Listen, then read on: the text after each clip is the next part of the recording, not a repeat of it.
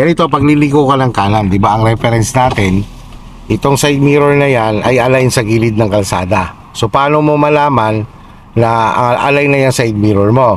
So, puporward ka lang muna ng diretso dito at sumusulyap ka dito. Kumbaga, pag nakita mo na dito sa lagpas ng frame ng side mirror mo yung gilid ng kalsada, tumigil ka muna, no? Sige, forward ikaw. Ipa. Okay, stop. Clutch brake. Di ba? Nakikita mo na yung gilid ng kalsada. Okay. Yan na.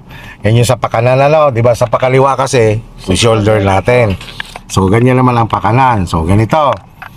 Pag move mo ulit, kailangan tuloy-tuloy na ang manubela hanggat hindi humaharap doon sa lane na pupuntahan mo, no?